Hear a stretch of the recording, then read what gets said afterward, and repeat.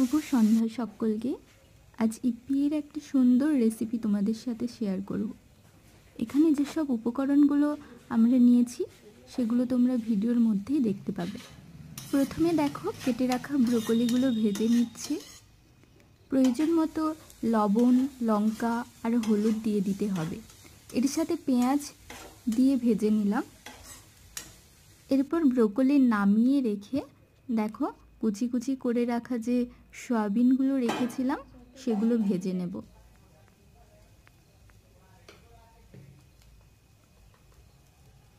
এইভাবে এক এক করে আমরা সমস্ত উপকরণগুলো ভেজে নেব ভালো করে। তোমরা চাইলে এগুলো একসাথেও ভেজে নিতে পারো। দেখো এরপর আমরা যে কেটে রাখা আলুগুলো সেগুলোকে ভেজে নেব। আলাদা আলাদা ভাজলে কিন্তু প্রতিটিতেই কিন্তু লবণ, হলুদ, লঙ্কা গুঁড়ো এগুলো নিজেদের স্বাদ মতো দিয়ে দিতে হবে।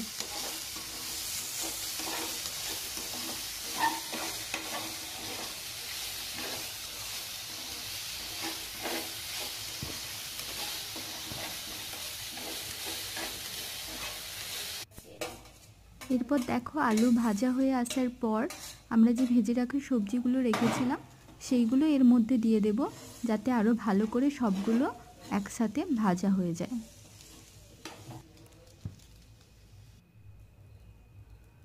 সব সবজি ভাজা হয়ে যাওয়ার পর এরপর কড়াইতে তেল দিয়ে টমেটোগুলো আমরা ভেজে নেব।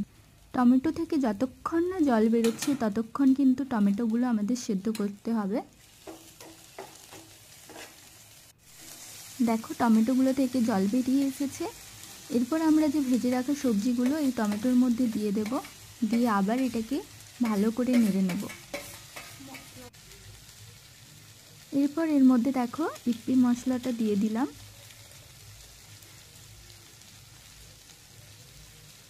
একটু জল দিয়ে এর মধ্যে আমরা এটাকে ভালো করে একটু নেড়ে নেব।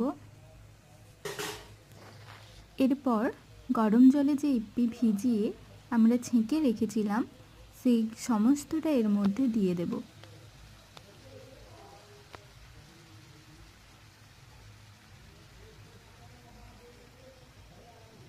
সব দেওয়া হয়ে গেল দেখো।